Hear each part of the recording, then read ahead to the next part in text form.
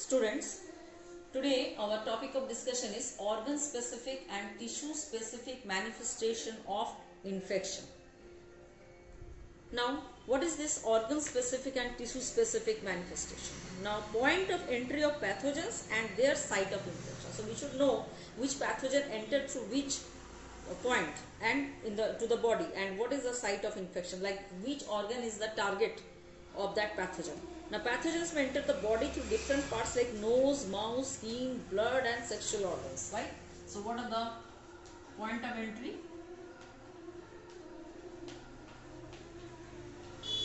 Nose, mouth, skin, then blood and then sexual organs. So, these are the point of entry, and this different means that they enter into the body, and that is called the point or portal of entry. Depending upon the point of entry of microbes, they reach different tissues and organs in the body and cause infection that leads to diseases. So, let's see now that if the bacteria is the pathogen, then through which point it will enter and what kind of disease is caused by this bacteria. So, first one is the bacteria, and this bacteria, that is point of entry is nose, that is from air it enters, and that is through mouth also it can enter, that is from food and water. Food and water are the things through which they enter.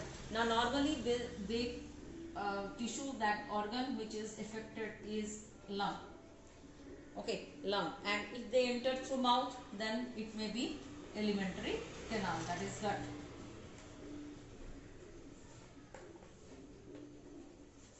Alimentary canal. Now, what kind of diseases happens because of this? If this entering through air, then pneumonia. Okay, then any lung disease, tuberculosis. Okay.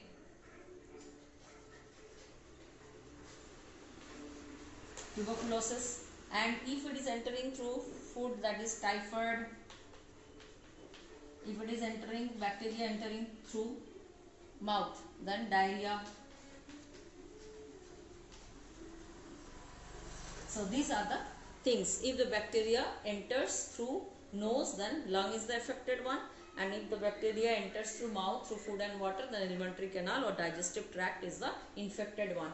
And the diseases that we normally suffer when this lung disorders are there, like pneumonia and tuberculosis, and when the alimentary canal or gut diseases are there, then typhoid and diarrhea. Now, came to the virus. If the virus enter like through nose, then through mouth, so a simple virus entered through nose, obviously cough and cold will be there. So, respiratory tract is the affected one.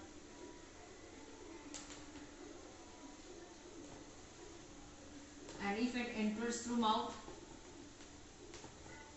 then alimentary canal, that is again liver is affected, that contaminated water, and we know that jaundice is the disease. And virus through sexual contact, if it enters, then AIDS will be there.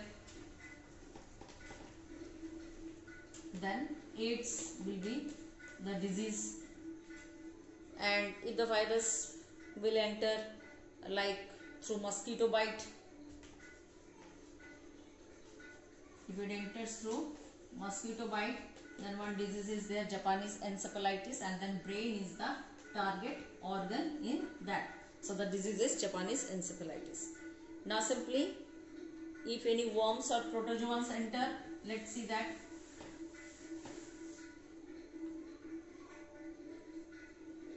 So, if protozoans enter through bite of female Anopheles mosquito, then liver and RBC, like Plasmodium is the pathogen for malaria disease. So, if that protozoa, and protozoan is protozoa, what is the name of the protozoa? That is Plasmodium. Now, Plasmodium enters, then malaria disease will be there, and malaria, the target organ is liver and RBC, that is red blood cells.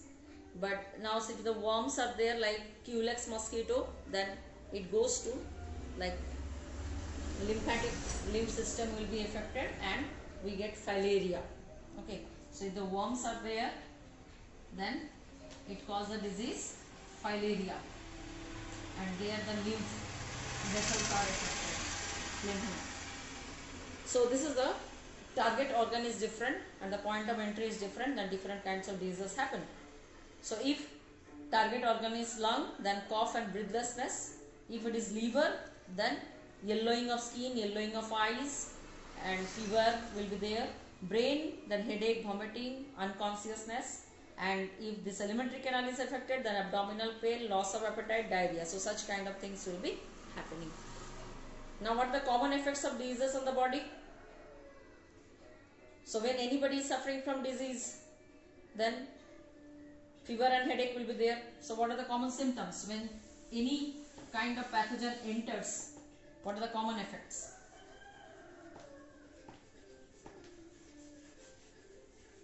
What are the common effects of disease? That is, headache will be there, fever will be there. So what are the common symptoms? Similarly, abdominal pain will be there anywhere, all types of pain, body pain, abdominal pain, and breathlessness may be there.